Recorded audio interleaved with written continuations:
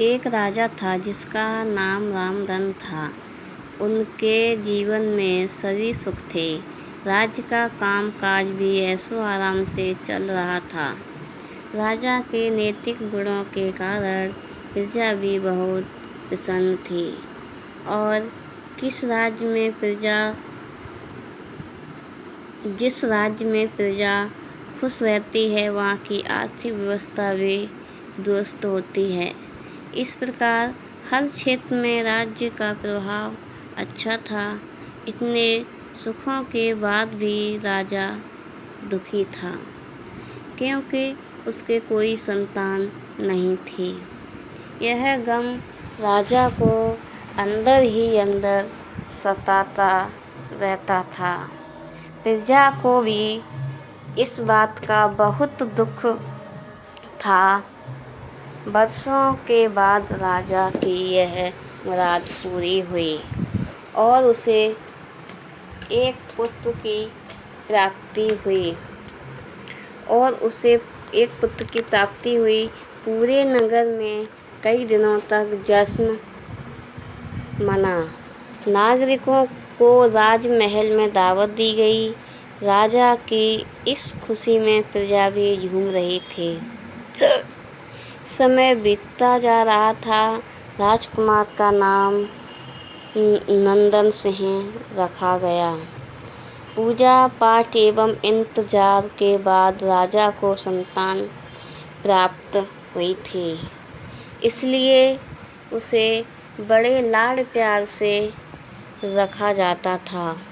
लेकिन अति किसी बात की अच्छी नहीं होती। अधिक लाड ने नंदन सिंह को बहुत बिगाड़ दिया था।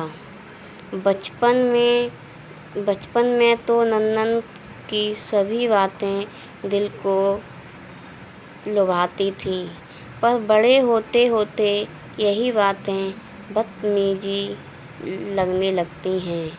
नंदन बहुत ज़्यादा जिद्दी हो गया था। उसके मन में अहंकार आ गया था। वो चाहता था कि प्रजा सदैव उसकी जय जयकार करे, उसकी प्रशंसा करे। उसकी बात न सुनने पर वो कोलाहल मचा देता था। बेचारे सैनिकों को तो वो पैर की जूती ही समझता था। आए दिन उसका प्रकोप प्रजा पर उतरने लगा था। वो खुद को भगवान के समान पूजता देखना चाहता था। आयु में तो बहुत कम थी, लेकिन अहम कई गुना बढ़ चुका था। नंदन के इस व्यवहार से सभी बहुत दुखी थे। प्रजा आए दिन दरबार में नंदन की शिकायत लेकर आती थी, जिसके कारण राजा का सिर लज्जा से झुक जाता था। यह एक गंभीर विषय बन चुका था।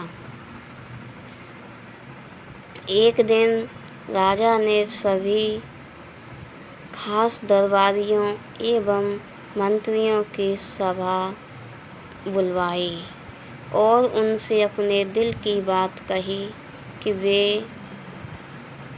राजकुमार के इस व्यवहार से अत्यंत दुखी हैं। राजकुमार इस राज्य का भविष्य है। अगर उनका व्यवहार यही रहा तो राज्य की खुशहाली चंद दिनों में ही जाती रहेगी। दरबारी राजा को सांत्वना देते हैं और कहते हैं कि आप हिम्मत रखें, वरना प्रजा निस्सहाय हो जाएगी। मंत्री ने सुझाव दिया कि राजकुमार को एक उचित मार्गदर्शन एवं सामान्य जीवन के अनुभव की ज़रूरत है। आप उन्हें गुरु राधागुप्त के आश्रम भेज दीजिए। सुना है वहाँ से जानवर भी इंसान बनकर निकलता है।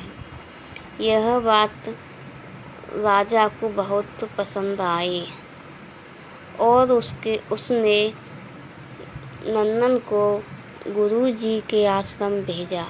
अगले दिन राजा अपने पुत्र के साथ गुरुजी के आश्रम पहुँचे।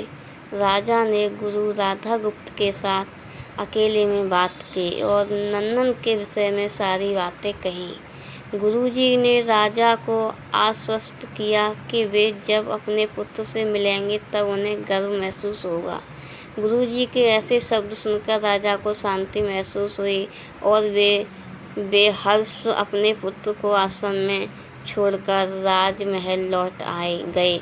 अगले दिन सुबह गुरु के खास चेले द्वारा नंदन को भिक्षा मांगकर खाने की कहा गया, जिसे सुनकर नंदन के साफ इनकार कर दिया।